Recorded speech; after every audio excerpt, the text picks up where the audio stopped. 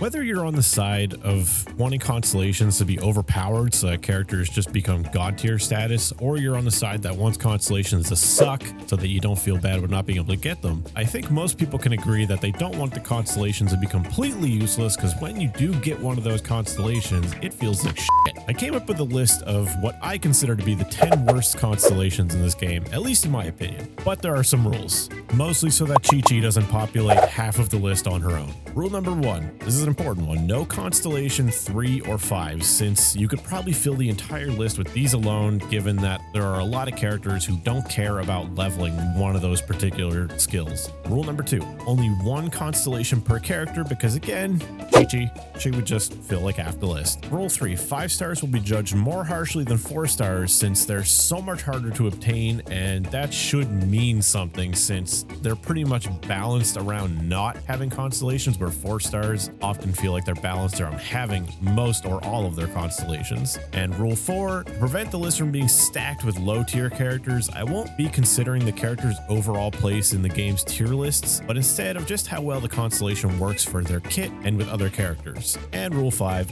I'm not including Ben at C6. Everyone knows how much of a train wreck it is, and it would actually be pretty good if we could just toggle it on and off. And that's all the rules. On with the list. Zhongling's second constellation is hot garbage. It's bad for both DPS Zhongling and support, and since support doesn't auto attack and main DPS is built physical, the pyro damage that this constellation actually adds is insignificant for both builds. Thankfully, the rest of her constellations are solid, so that this one bad constellation doesn't really feel that bad. Ningguang's fourth constellation.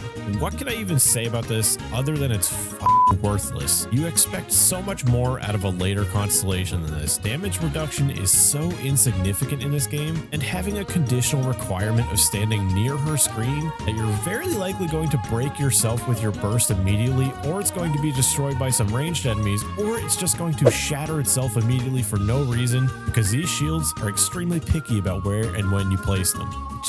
It just makes for a very bad constellation. 10% isn't even a lot. Venti's first constellation. Firing a spread of arrows is fun and all, but it's not great damage even if you shotgun it, and it's a far cry from Venti's primary playstyle, but it's only a C1, so expectations are low anyway.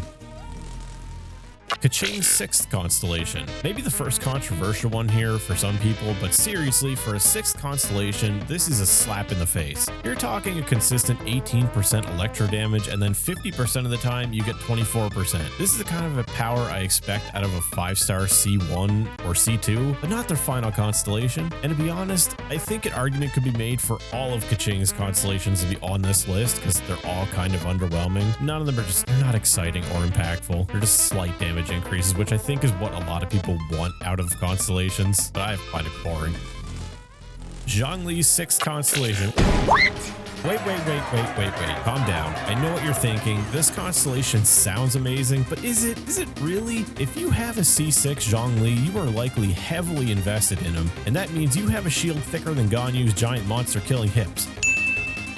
And not just one shield, 2 shields. If you need healing after that, it's not because the game is dishing out enough damage to be necessary. No, it's because you've become so indifferent to mechanics that you can't even be bothered to refresh his shield because you've forgotten things do damage. Now, I'm not gonna lie. I'm one of those people who is not very good at redoing my Zhongli shield because I'm too lazy to, and I do take damage. And the constellation sounds fun to have and all, but it's honestly just going to make me an even worse player for having it.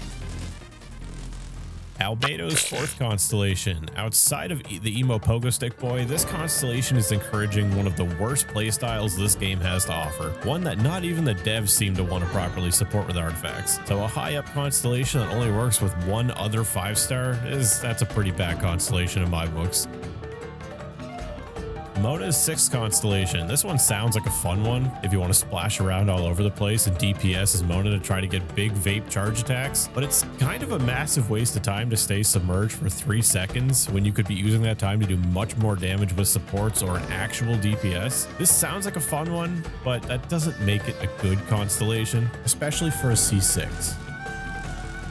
Jean's 6th constellation. I could see a future where damage reduction like this might actually be useful, but that sure as shit isn't right now. You endure a sea of mediocrity and fringe use constellations the whole way up Jean's constellation tree just to peek at this disappointing monument of mediocrity. And I hope this actually becomes useful one day, because I'm one away. I keep losing 50-50s to Jean. Zhao's 4th constellation.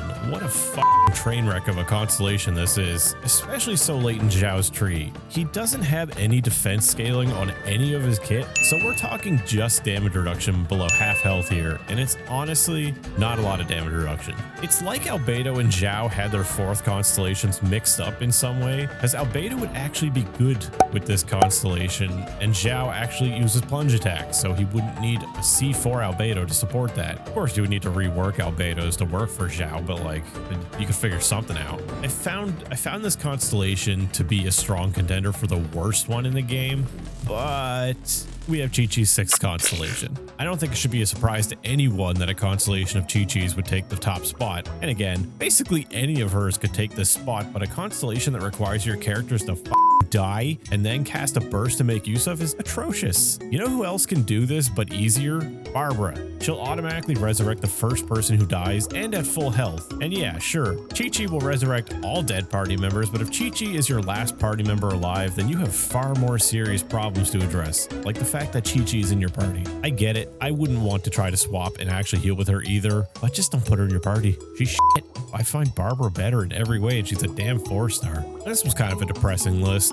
But you know what? It was actually kind of difficult to come up with a list of 10. I only found about 11 constellations that were truly bad in every way. And I mean like bad as in not even good for the characters themselves. Obviously, there are characters like Amber who people don't consider to be good even at C6. Her constellations are actually decent if you look at them and just judge them on what they are.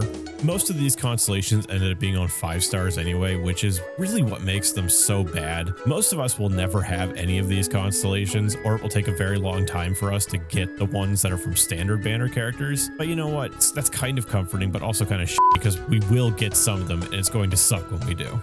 Anyway, list done. That's all. If you have C6 Chi-Chi, my condolences. See ya. Freeze to the core.